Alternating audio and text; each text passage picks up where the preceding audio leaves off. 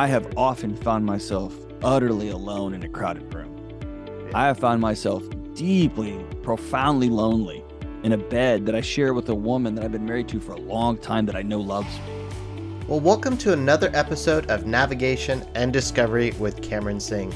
Thank you for tuning in today. And today we have the honor of having Dr. John Delony on the podcast. Dr. John Delony recently came out with a new book called Building a Non-Anxious Life. And so we're going to be talking a little bit about that book, his thoughts on anxiety. He also has wrote several books called Own Your Past, Change Your Future. He also wrote another book, Redefining Anxiety. So it was a real honor to have Dr. John Delony on the podcast. We had an awesome conversation, and I'm so excited to share this with you on how to build a non-anxious life. Because we all have anxiety, and we just need to learn how we turn that into building a non-anxious life. So I hope you enjoy this podcast interview with Dr. John Delony. Well, John, thank you so much for being on the podcast. Happy to have you on, and thank you for saying yes. Of course, man. That's one of my core values. Say yes. So I appreciate you inviting me, man. It's awesome to see you. Yeah, it's been great to follow you on social media over the last few years. I love your content, love your podcast, and really love your latest book that you came out with, Building a Non-Anxious Life. Thanks, man. I really appreciate that. Yeah, so to kind of start off the discussion, what was the heart behind this book, and what really made you write about this topic? I wrote on this topic because my publisher said, this is the book you need to write next. And I didn't want to, Cameron. I wanted to write about adult friendship, or I wanted to write a marriage book or parenting book.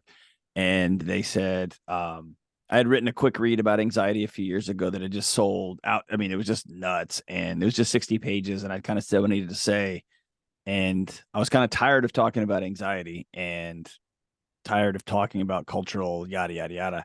And they said, no, this is the book people need. And so reluctantly, I went to the computer and started writing. And turns out, a big chunk of the way through the book, I realized, oh, you don't want to write this book because you're not living this. And so halfway through the book, I kind of started back over, and it became a book, not me lecturing America on anxiety, but it became a book with me pulling up a seat at the bar saying, man, I got problems too. And we got to figure this thing out together. Mm-hmm. Yeah, oftentimes I feel like now this is a topic that people are more comfortable talking about. And I think in some sort of fashion, everyone has some sort of anxiety in their life. Even this is something that I've come to realize over the last probably decade, probably even it is just this constant thing that comes up.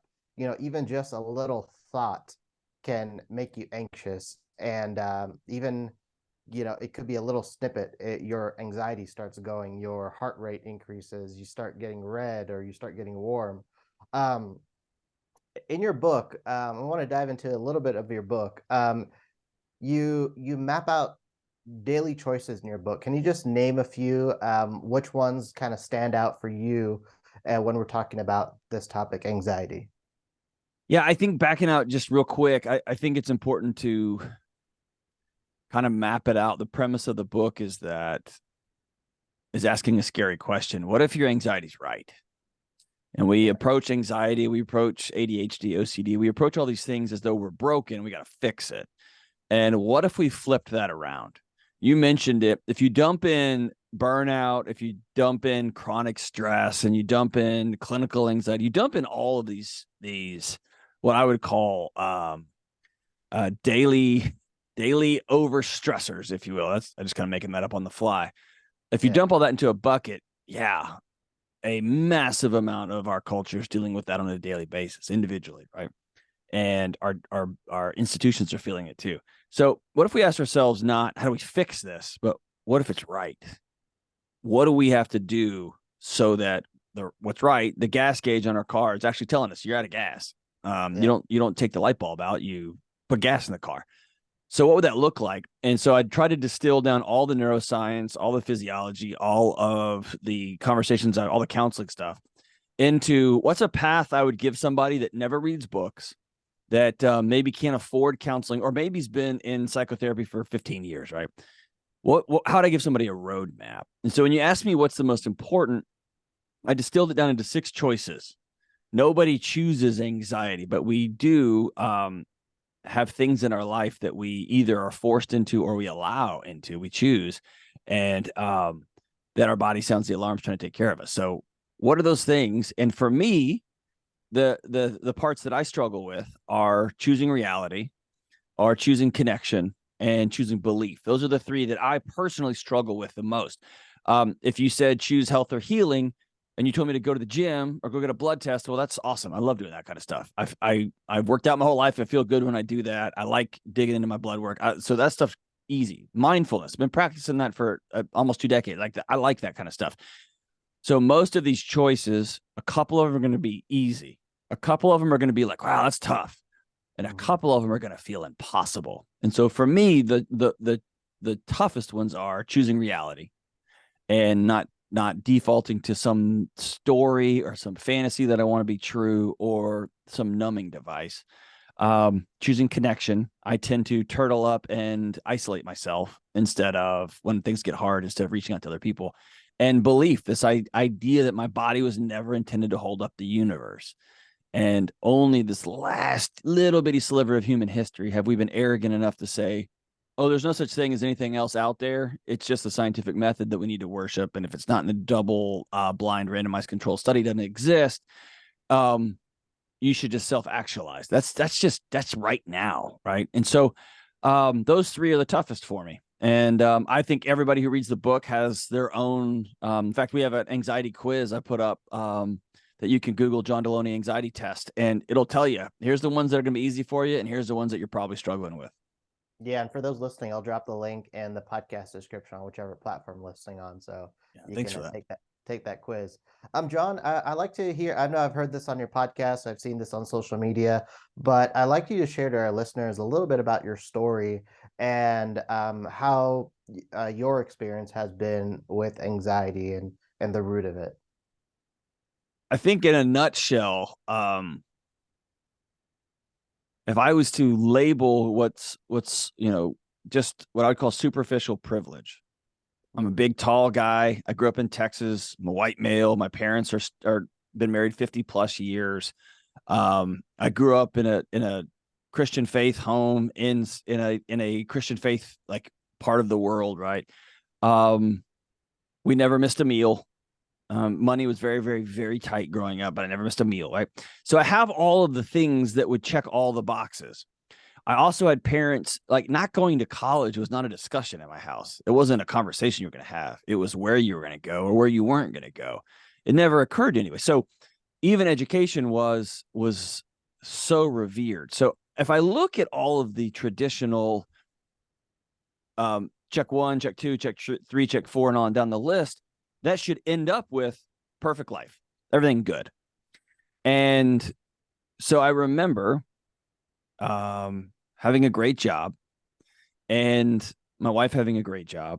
And we had finally, after 4 years of struggling with infertility, 3 to 4 years, we had a healthy kid.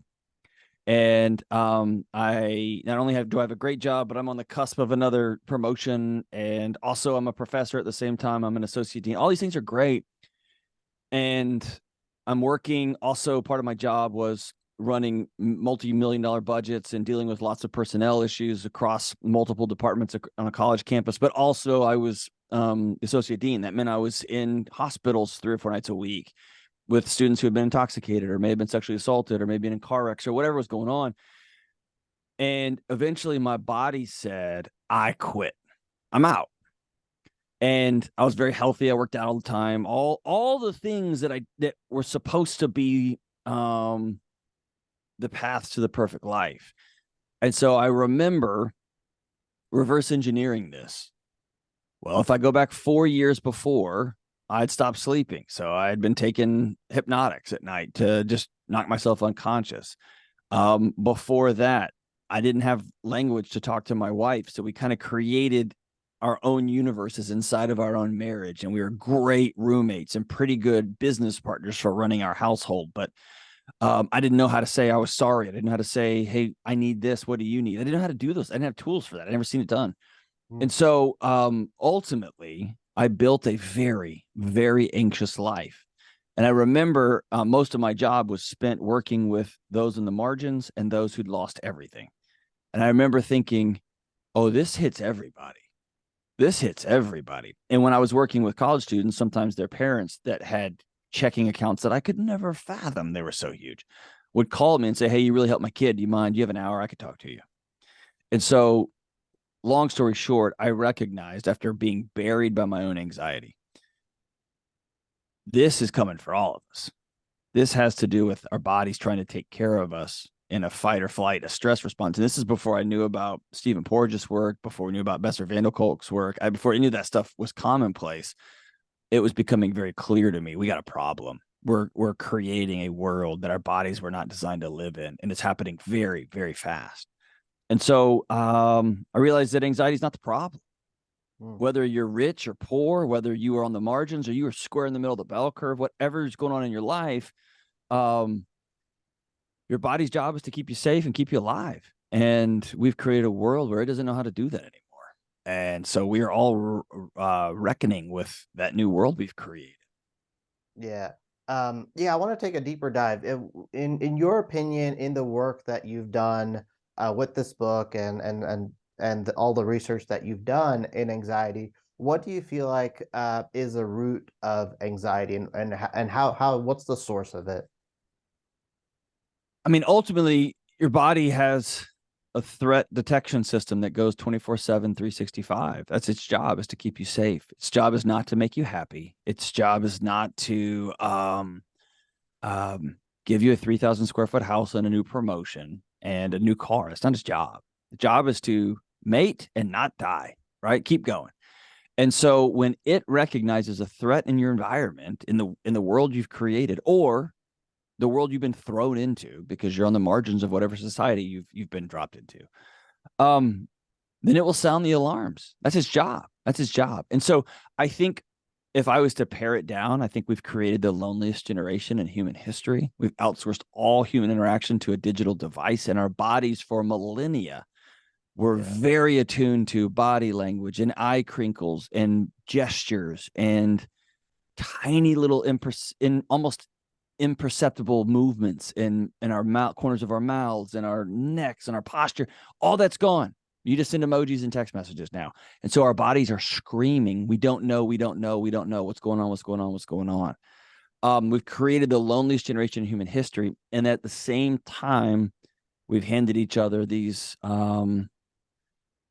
madness boxes, these madness devices, these cell phones that allow us to bypass what would have been a small tribal sense of right and wrong and up and down and safety or not safe, and has turned us into a global click machine where we know every tragedy in every corner of the planet all at the same time. And our bodies were not designed to absorb that, much less respond responsibly to that. And so you see the system overloading and it's smoking everywhere. And we're blaming the machine instead of we're blaming the car, the Toyota Camry, for not driving well, and we drove it into the ocean, right? And we're trying to drive it on the bottom of the ocean. We're mad at the car for not riding. Well, it's never designed for that, right? So that's I think the constant barrage of contact, and at the same time the loneliest generation in human history. I think those two things are really tough. And then there's several other peripheral things, but that's where I would start. Yeah, that's so true. What would you say are some of the I would say maybe the habits or things that individuals should take a look at when striving towards living a more non-anxious life? What do you think are some of the shifts that people need to make? Well, I mean, I think it's starting with those 6 steps, right? Yeah. It's you can lie to yourself. You can tell yourself a story that, no, my marriage is great. Your body knows. Your body knows.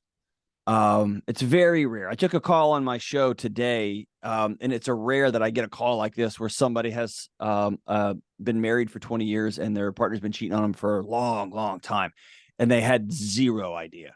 That takes a very pathological person to deceive their marriage partner in that way.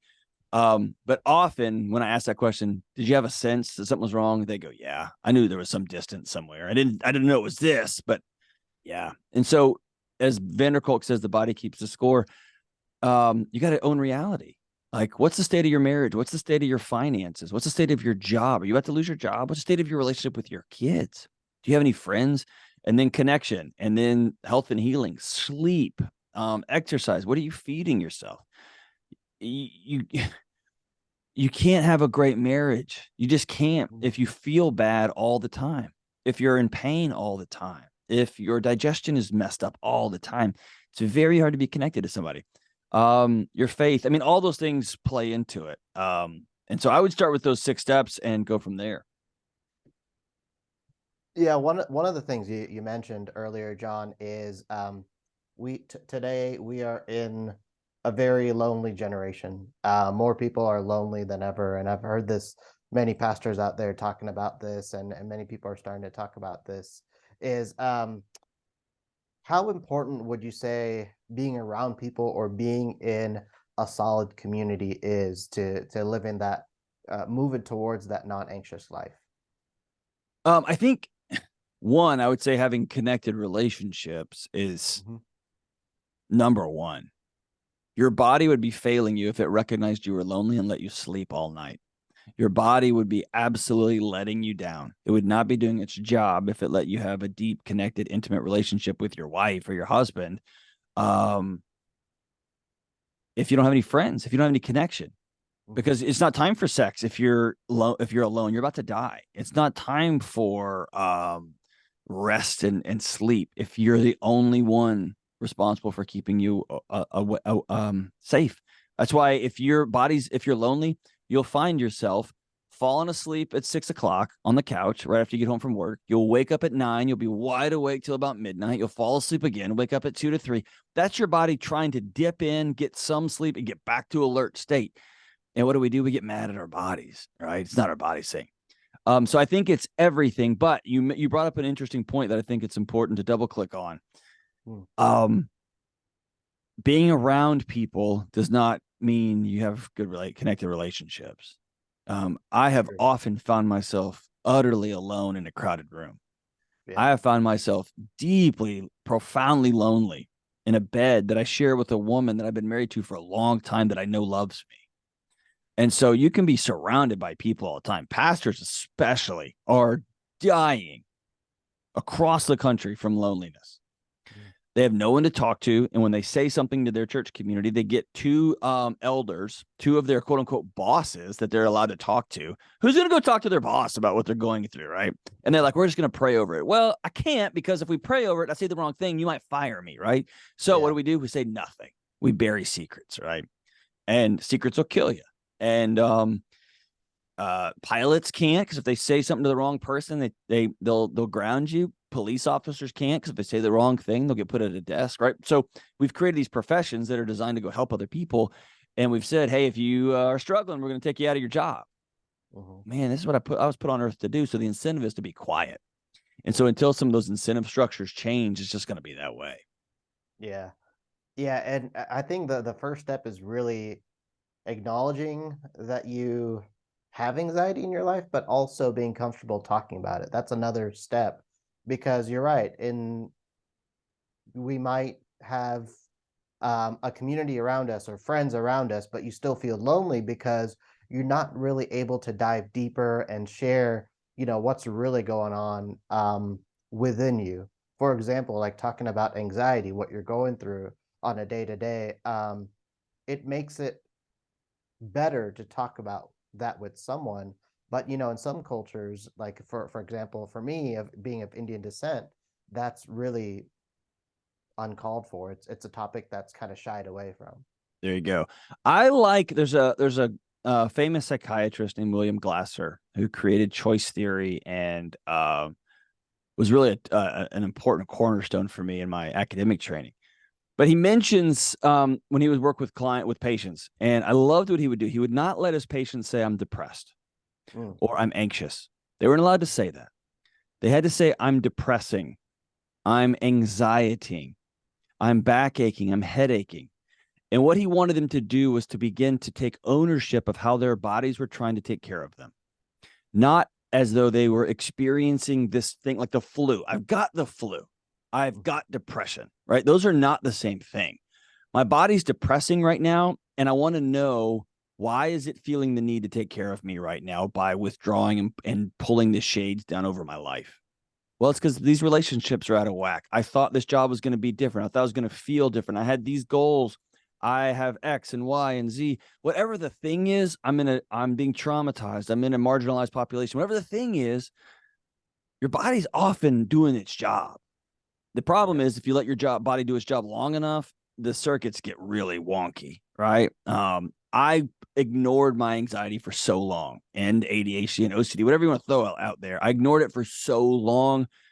The sensors on the alarms got bad, right? And then it would ring all the time, 24/7, 365. And I had to go see a medical professional and begin to unwind it a little bit and get some help. But I think if you start to ask yourself, not I've got anxiety, but my body is sounding the alarms. I need to sit down and take some inventory. You're a friend of mine. You're someone I love. You're someone I trust. Can we walk through this together? And yeah, let's do that, man. That's where healing often begins. And you can really short circuit some of the longer term issues by just dealing with them up front. Yeah. Yeah, that's good. What role does the mind play? Because I feel like that is a big player in terms of our anxiety. Oftentimes, it's a mindset. It's maybe our thoughts, maybe some things that have happened in the past. I really like your previous book. That one was really, really touching. Actually, I heard it on Darren Johnson's podcast, the I Dare You podcast that you're on. That was really good. But how important does our mind play when it comes to anxiety? I mean, the brain constructs reality, right? So there is of course there is an exterior reality, but I mean, the mind plays a very important role. I think the challenge that I'm running up against now, after doing this work, after leaving the university 4 years ago and heading into just writing and having a show and speaking and traveling all over the country, I think mental health, our community, of which I'm a part of, I think our community has convinced itself and convinced other people that mental health is just getting all the right thoughts in the right order, or getting the bad thoughts out and the good thoughts all there and getting the mindset right. And what we leave out a lot is the role of taking action, moving your body, doing something different.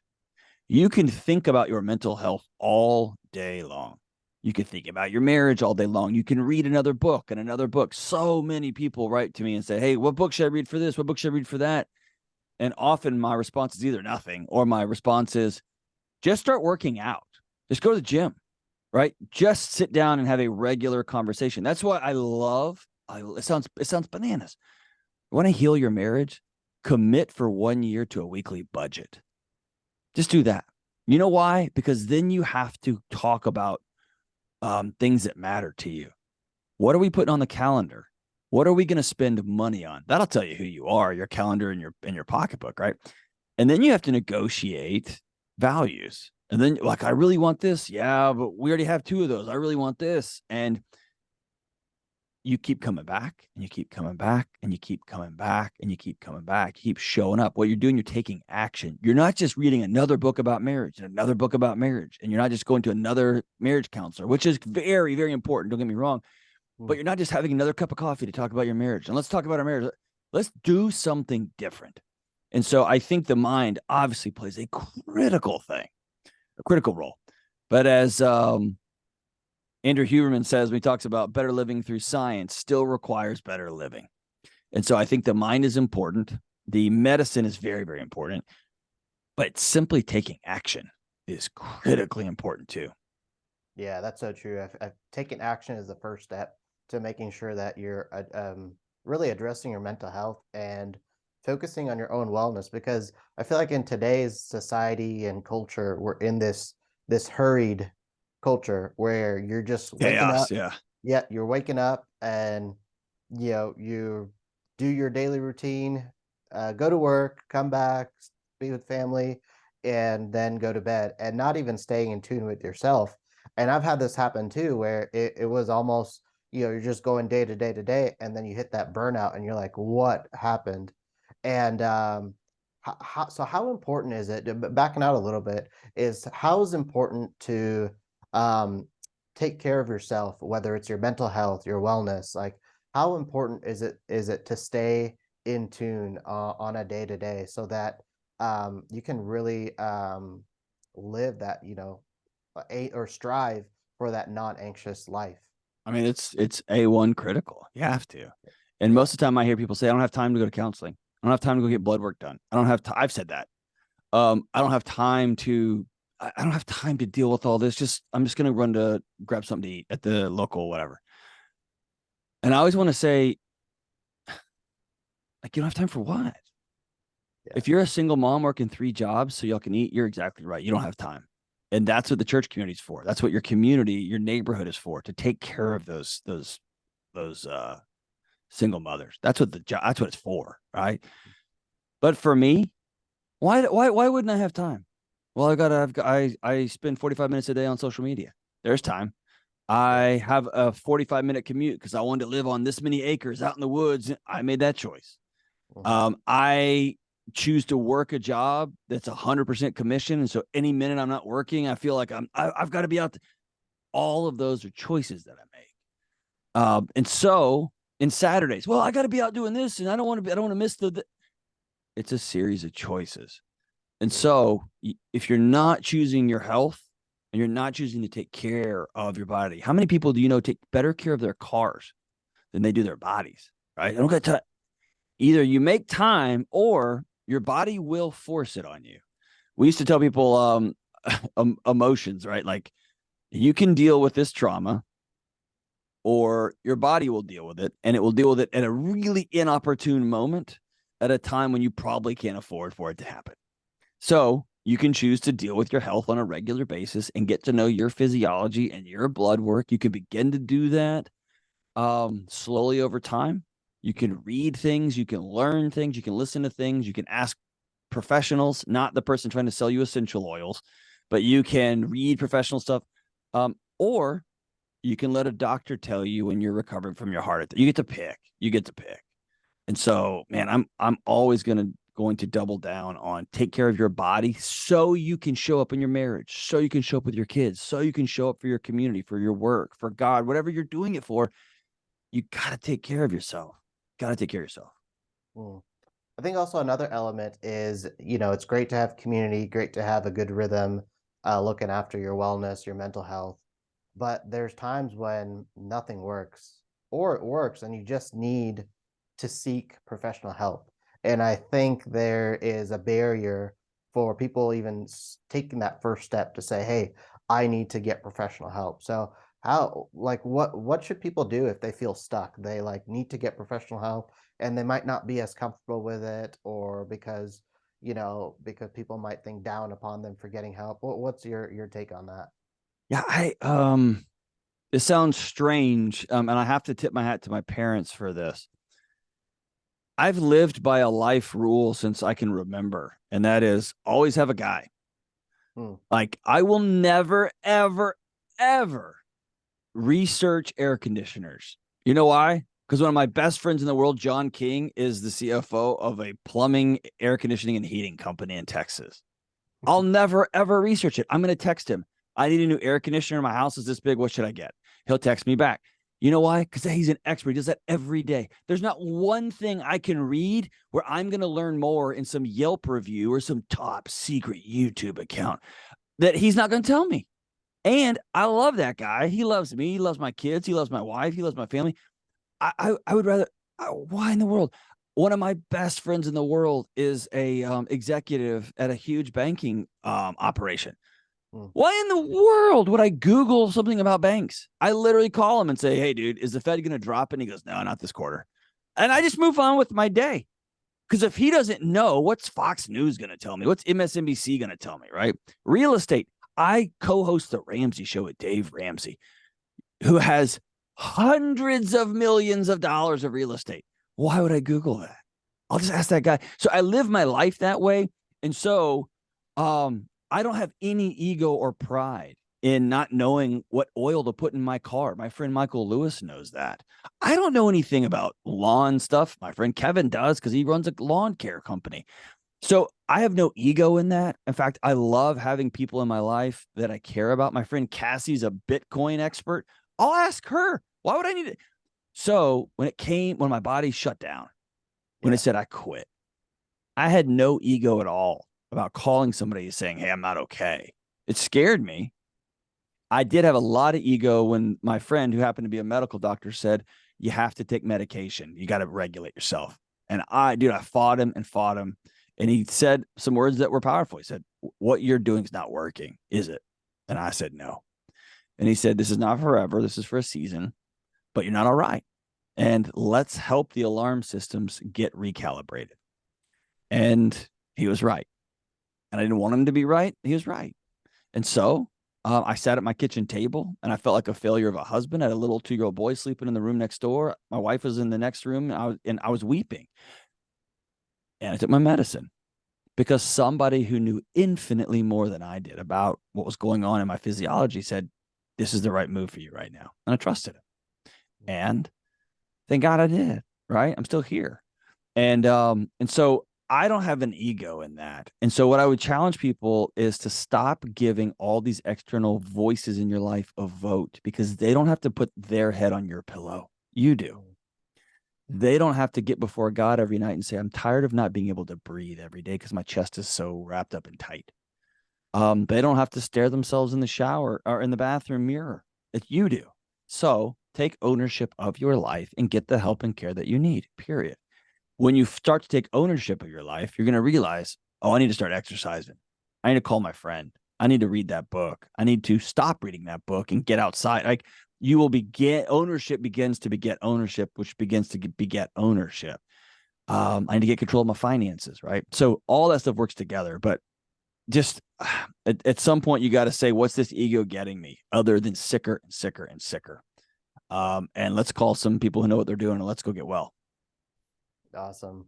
Well, as we come to a close, John, this has been an awesome discussion. I do have a bit of a lightning round of just some fun questions. All right, as bring we it. come to a close. So the first question is, dead or alive, who would you like to have lunch with? Whoo, man. C.S. Lewis. Awesome. That's a good one. What is the next thing on your bucket list? This is going to sound so well. I don't really live life with a bucket list. I've actually adopted the reverse of things I don't want to do. But my dad is in his 70s. I have a little brother who's he's not so little. He's an old man. And my son, and I'm a big hunter, and I've always wanted to do a 3-generation family get together. And so this next week I'm heading to Texas, and I've arranged it with the ranch, and we're going to go have some fun just as a gang. And I've always wanted to do that. And so that's something I'm really looking forward to doing, spending some time with my family in the outdoors. It'll be freezing cold and I can't wait.